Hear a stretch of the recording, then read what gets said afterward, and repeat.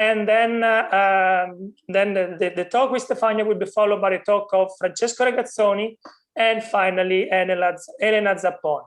All of them members of the MOX group in Milano. All right. So maybe it's time to start.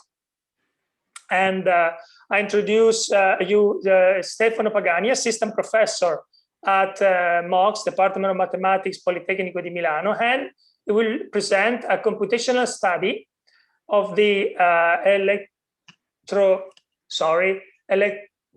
electrophysiological triggering of arrhythmia. Please, Stefano, the floor is yours. Oh, thank you very much.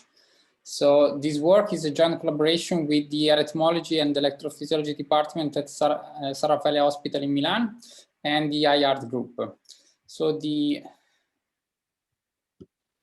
this talk, I will briefly discuss the framework that we have used in order to analyze arrhythmias, and in particular how we have characterized the morphologies of reentrant circuit and the how we have used numerical simulation in order to describe the dynamics of reentries characterizing arrhythmias. So arrhythmias are a set of clinical conditions that are characterized by abnormal rhythm. In particular, we have focused on ventricular tachycardia, which is a fast heart rate generated by macro reentrant circuit in the ventricles. And this might also be related to the presence of scarring tissue.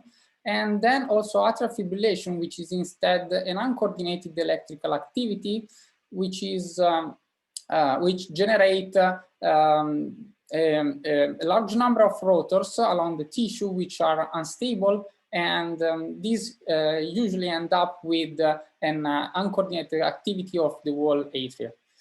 And our challenge was to characterize the morphology and the dynamic of all these reentrant circuit, and in particular to use this kind of analysis to support the electrophysiologists in the understanding of the mechanism behind these pathologies. In particular, in our framework, we have focused on the main factors that determine this type of arrhythmias, which are structural remodeling effects, such as the presence of fibrotic tissues, scarring tissues, which of course also affect the electrical side, so the presence of electrical remodeling effects, mainly in the form of altered ionic currents. And finally, these two factors are clearly also related to the wall heart behavior, and this means that the presence of a pathology might lead to then heart dysfunction, and the interplay between all these factors might also lead to a progression of the pathology.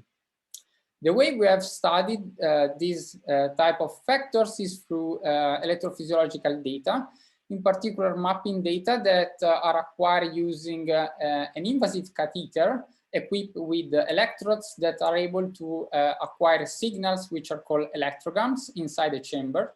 And from these signals, you can reconstruct, for example, the activation pattern of the patient during a specific rhythm. Of course, you can also couple this kind of information with the imaging. In particular, LGE imaging are currently used in order to inspect the effect of structural remodeling on the tissue, and then you can also complete this kind of information with non-invasive data such as ECGs or all the data that are now available through wearable devices. And in our case, we will focus only on electrophysiological data, and in particular, we consider the pipeline that are currently used in order to treat this type of pathologies, which is the performance of the so-called ablation. In particular, the clinician starts from a first study of the wavefront propagation using a mapping system of a specific patient, or they can also complete this with other information such as ECGs and images. And they inspect and study those images in order to understand which are the relevant biomarkers that might suggest the presence of reentrant pathways or reentrant circuit in the patient. And then they perform the ablation, which is a technique aimed at eliminating these abnormal pathways, and also aimed at preventing the formation of new pathways. And so in tomorrow's talk by Antonio Frontera, you will see this whole, a complete description of this whole pipeline. And you have also seen an application on yesterday in this contest by Professor Trajanova related to using multiphysics modeling and machine learning in order to construct an efficient and to evaluate in an efficient way the success of the PVI ablation strategies. So let's start from the description of the morphology of reentrant circuit. So as I've mentioned before, we have focused in particular on electroanatomical data, which are data acquired through the mapping catheter, which is able through electrodes to acquire electrogram signals, which can then which are then post-processed in order to reconstruct voltage map or activation maps. Activation maps are formed by isochrons, and in particular, they describe the wavefront propagation in a setting where you are mapping a repetitive phenomenon. For example, sinus rhythm and ventricular tachycardia is an example of leading to interpretable activation maps. And when you inspect those maps, you are able to reconstruct the wavefront propagation from the start, so the pathway of the wavefront propagation from the start to the end. And in this case, so for this type of patient, you have the availability of both ventricular tachycardia and sinus rhythm map, and it is possible to analyze them using a framework in which we quantify the electrophysiological properties, in particular the presence of slow conduction corridors, the presence of pivot points, and other features, line of blocks. And then we are able to characterize the wall VT circuits in terms of the structural and electrophysiological factors that I've introduced you before. In particular, we have approximated conduction velocities using a least square approach. And this is one of the methods that has been reviewed in Cantwell et al. In 2015. I want to remark that new approaches are now available, and they can, of course, be integrated inside the pipeline that I will show you today in this talk. And finally, once we have analyzed the data that we have, we are able to distinguish between the presence of structural slow conduction or structural line of blocks if they are present, if their presence is if we can find them in both the VT map and the sinus rhythm map, and if we are able only to find this type of feature only in the VT map, we can argue that these type of phenomena are arising from functional phenomena, so are, for example, the result of head-tail interaction. And in this way, we are able to characterize the whole VT circuit to distinguish the main factors behind the VT circuit. And in particular, from our work that has been published last year in Arrhythmias, we can highlight the fact that the VT circuit is formed by several slow conduction that are present they are present not only at the isthmus boundary, so not only at the entrance and the exit of the isthmus, but also all along the wall outer loop, so the wall external loop of the VT. And then we have also find that it is pivotal to look not only at structural phenomena, but also at functional phenomena, and they might arise from, for example, propagation anisotropy and also wavefront collision. And the key message here is that heterogeneity in conduction is one of the main mechanisms behind VT sustainment. And in order to construct a reliable and accurate model of the patient VT, you need to take into account all these elements in order to properly describe the patient-specific VT circuit. Then we have moved also to the study of atrial fibrillation. Also in this case, the aim was to characterize the electrical and structural substrate responsible for atrial fibrillation. And in this case, we also analyzed two different groups, which are the paroxysmal and the persistent group. And these are distinguished by the guideline as different atrial fibrillation episodes. The first one is characterized by the possibility of terminating this kind of episode spontaneously within 7 days, and the other one is sustained. And one of our aim was to try to characterize quantitatively the electrical substrate of these different patients. And then the problem here is that we do not have access to a clear map of atrial fibrillation. As a matter of fact, atrial fibrillation is unstable, is an unstable phenomenon. So the mapping system is not able to reconstruct an interpretable map, an interpretable activation map, because each heartbeat is different from the other one, and so there is no time to move the mapping catheter all along the chamber in order to get a picture of the wavefront propagation. So in this case, in order to have a clear picture of the dynamics of localized reentry, we perform numerical simulation starting from data of a paroxysmal patient and a persistent patient. And the pipeline that we have followed is similar to the one that we have shown before for the ventricles.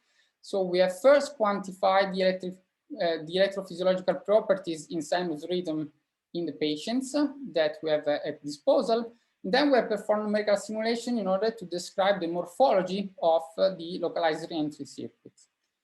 And in the first analysis, okay, that we have recently submitted, we have studied 10 paroxysmal AF patients, and we have compared with 10 persistent AF patients and 5 from a control group. And the methodology that we have used is still based on the numerical approximation of conduction velocity and on a post-processing in which we characterize the main electrophysiological phenomena, mainly slow conduction corridors, Linus block, wavefront collision, and pivot points. And we analyze them together with voltage map. For further details on this kind of study, will be given tomorrow by Dr. Frontera in his lecture. And then we have constructed a new model parameterization, which is based on conduction velocity in order to numerically simulate the atrial fibrillation in this patient. And this type of analysis was based on on encoding conduction velocity inside a model which is characterized by the monodomain equation and the Kurtemancher-Ramirez-Natter model. And in particular, we encode the effect of structural remodeling inside the conductivity tensor and the effect of electrical remodeling inside the conductance of the ionic model. And we then perform several numerical simulations in which we implement the presence of a high frequency trigger from one of the pulmonary vein, and this high frequency trigger it rapidly superimposed to the sinus rhythm activation, that is the baseline activation that of the atria, and instabilities between the two rhythm determine the formation of localized reentries, which are characterized in the case of the paroxysmal patient by wandering rotor, which are moving along the tissue and are likely to not be sustained. While in the case of the persistent patient, we observe the formation of anchoring areas where we have severe slow conduction, so in areas of severe fibrosis, and also the presence of functional Linus block in areas with heterogeneity in conduction and heterogeneity in the electrophysiological properties. And this difference between the paroxysmal and the persistent patients suggests that the sustainment of the persistent AF might be explained through the presence of these anchoring areas. And so to conclude, I will show you the morphologies and the analysis of the morphologies of the localized reentry that we have observed in this numerical simulation. In particular, we have seen the effect of structural remodeling in the presence of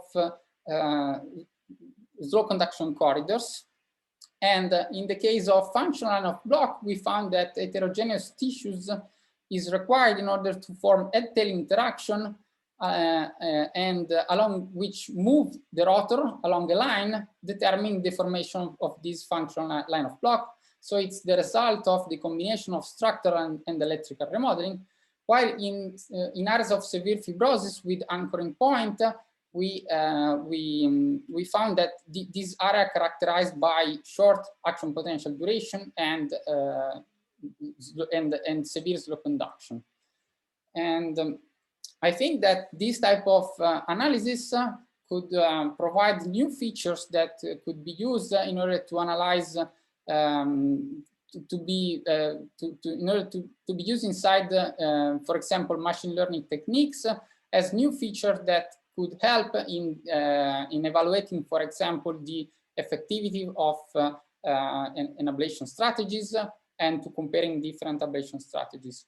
And so to conclude, I've shown you in my talk how we have addressed so the stage one of this pipeline. So how we have tried to explain how the different factors related to arrhythmia could be identifying, starting from electrophysiological data, and how the mechanism behind this kind of pathology could be linked to these specific factors.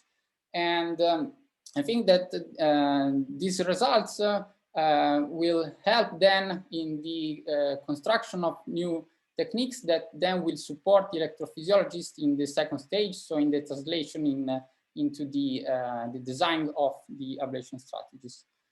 And so to conclude, I want to remark that there are some job opportunities related to digital twinning at MOX, and you can refer to Professor Zunino, the chairman of this session, if you want to have some information.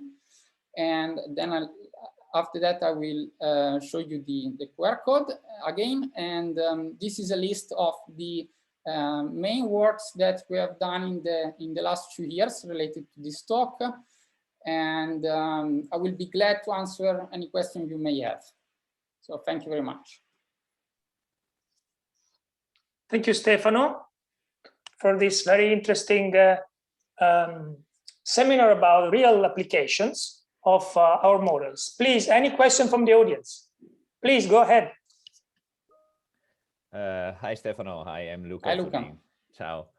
So thank you so much for the presentation. It was really clear. I actually have some questions that I would like to ask you. So I have some actually doubts about the remodeling. So how you included remodeling in the atrial model. started from clinical data. So my question is, how did you include, so I understood that you computed the conduction velocity map starting from the LIT that you get from the clinical data. And then with this conduction velocity map, you change the conductivities in the model. And is it true, or are you first running some monodomain simulation to fit the clinical LIT? Okay, so the idea was the following one. So we have available conduction velocity, and we have used them first of all to define the conductivity tensor. And in particular, you can, so in our case, we rely on the fact that you can previously compute, there is a well-defined relationship between velocity and conductivity, and it is well explained already in a work by, I think, by the group of Niederer and together with Planck, and Professor Niederer and Professor Planck, and we use it, and then starting from the fact that, for example, I know the conductivity for associated to the velocity of 1 meter per second, then we use that kind of relationship to tune all the other conductivities with respect to that one.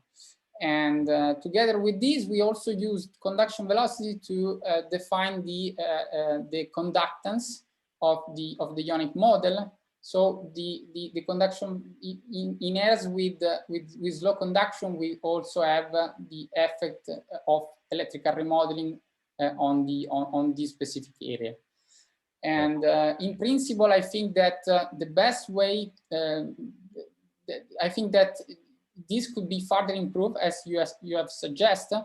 I think that in a case, and I think that this will be the focus on future works, in the case that we are using specifically the same geometry, and we have access to the activation time, we can directly cross-validate the results for example, taking a subset of the data in order to construct the model, and then a subset in order to test it. And this will be, I think, the best way to perform this kind of personalization. Okay. But our focus in this work was only to, so we made some simplifying assumption, because our focus was mainly on the type of localized reentry formation. But I think that towards having a good patient-specific model, these assumptions should be then considered and should be solved in the new model. Okay, so just to make everything clear, so you're not, so the only map that you're using is the conduction velocity map, both to, yes. Okay. So you're not using any voltage or any signal to modify the... No, not at the moment, but that's something that we are currently trying to address. Okay. Yeah, because sometimes, I mean, I've seen also from my experience that LIT maps coming from clinics are not always in amazing quality. And also they are, I mean, prone to some errors coming from all different company or different filtering methods. So yeah, it's always the best to try to combine different information coming from different data totally. Sets. So in this case, in fact, we have relied on data of 2 patients in which we have a really high number of points acquired. Okay. And but I totally agree with you on the fact that there is room for a lot of work in this aspect, specifically in designing new methodologies to deal with how to integrate the different source of data, not only activation time and voltage, but all the AGMs and so on, and maybe also imaging, I think, in order to have then the best picture possible of the patient. But yeah, really cool.